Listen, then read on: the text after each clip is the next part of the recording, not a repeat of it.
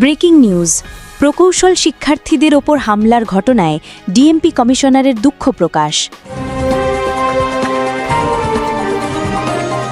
প্রকৌশল শিক্ষার্থীদের সঙ্গে পুলিশের সংঘর্ষ অনাকাঙ্ক্ষিত, মন্তব্য উপদেষ্টা ফাউজুল কবির।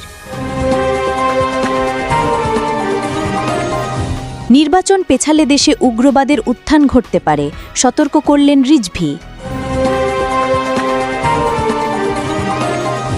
মুক্তিযুদ্ধের প্রজন্ম কমিটির নামে সভা সমাবেশ করতে মানা। এতক্ষণ শুনলেন আজকের প্রধান শিরোনাম। Breaking news. প্রকৌশল শিক্ষার্থীদের উপর হামলার ঘটনায় ডিএমপি কমিশনারের দুঃখ প্রকাশ। রাজধানীর হোটেল ইন্টারকন্টিনেন্টাল মোড়ে প্রধান উপদেষ্টার বাসভবন যমুনা অভিমুখে পদযাত্রার সময় শিক্ষার্থীদের উপর হামলার ঘটনায় দুঃখ প্রকাশ করেছেন ঢাকা মেট্রোপলিটন পুলিশের কমিশনার শেখ মোহাম্মদ সাজ্জাদ আলী। বুধবার রাতে শাহবাগী আন্দোলনরত প্রকৌশল শিক্ষার্থীদের কাছে এসে দুঃখ প্রকাশ করেন তিনি। একই সঙ্গে ঘোষণা দেন, আগামীকালই তদন্ত কমিটি গঠন করা হবে এবং ঘটনার যথাযথ ব্যবস্থা নেওয়া হবে। আন্দোলনরত শিক্ষার্থীদের তিনটি মূল দাবির সঙ্গে আরও একটি দাবি যুক্ত হয়েছে: রংপুরে এক প্রকৌশলীকে আটক রেখে হত্যার হুমকি দেওয়া ব্যক্তিদের গ্রেফতার। এই প্রসঙ্গে ডিএমপি কমিশনার জানান, রংপুর মেট্রোপলিটন পুলিশ কমিশনারের সঙ্গে ইতিমধ্যেই কথা হয়েছে। সেখানে একটি জিডি দায়ের হয়েছে এবং আসামিকে ধরার জন্য বিশেষ অভিযান শুরু হবে। তিনি আশ্বাস দেন, যত দ্রুত সম্ভব অপরাধীকে গ্রেফতার করা হবে। রাজধানীর হোটেল ইন্টারকন্টিনেন্টালের সামনে যে অপ্রীতিকর ঘটনা ঘটেছে সেজন্য দুঃখ প্রকাশ করে ডিএমপি কমিশনার বলেন, আমি অত্যন্ত দুঃখিত এবং পুলিশের পক্ষ থেকে আনুষ্ঠানিকভাবে ক্ষমা চাইছি। এর আগে সন্ধ্যায় উপদেষ্টা ফাউজুল কবির খান ও সৈয়দা রিজওয়ানা হাসানের সঙ্গে আন্দোলনরত শিক্ষার্থীদের 11 সদস্যের প্রতিনিধি দল বৈঠকে বসে। তবে সেই বৈঠকে চূড়ান্ত সমাধান না হওয়ায় বৃহস্পতিবার বিকেলে আবারও সরকারের সঙ্গে আলোচনা হবে। বৈঠক শেষে বিদ্যুৎ, জ্বালানি ও খনিজ সম্পদ উপদেষ্টা ফাউজুল কবির খান বলেন, শিক্ষার্থীদের সঙ্গে যা ঘটেছে তা অত্যন্ত অনাকাঙ্ক্ষিত এবং এই ঘটনার জন্য পুলিশ প্রতিনিধি আনুষ্ঠানিকভাবে ক্ষমা চাইবে। Breaking news. প্রকৌশল শিক্ষার্থীদের সঙ্গে পুলিশের সংঘর্ষের ঘটনাকে অনাকাঙ্ক্ষিত বলে দুঃখ প্রকাশ করেছেন রেলপথ উপদেষ্টা ফাউজুল কবির খান। বুধবার 27 আগস্ট প্রকৌশল শিক্ষার্থীদের সঙ্গে বৈঠক শেষে তিনি এই মন্তব্য করেন। উপদেষ্টা ফাউজুল কবির বলেন, শিক্ষার্থীদের দাবিগুলো চাকরি ও নিয়োগ প্রক্রিয়া নিয়ে। এ বিষয়ে যেসব অংশীজন জড়িত আছেন তাদের সঙ্গে আলোচনার মাধ্যমেই সিদ্ধান্ত নিতে হবে। তিনি আশ্বাস দেন, আগামীকাল আলোচনা করে এ বিষয়ে একটি সুনির্দিষ্ট সিদ্ধান্ত নেওয়া হবে। তবে তিনি সতর্ক করে বলেন, দাবি দেওয়া ও আলোচনার সবকিছুই হবে, কিন্তু কথায় কথায় শাহবাগ অবরোধ কিংবা যমুনার দিকে পদযাত্রা এটি গ্রহণযোগ্য হতে পারে না। উপদেষ্টা স্পষ্ট করে জানান, ছাত্রদের জন্য সরকারের দরজা সবসময় খোলা, তাদের সঙ্গে যোগাযোগ অব্যাহত থাকবে।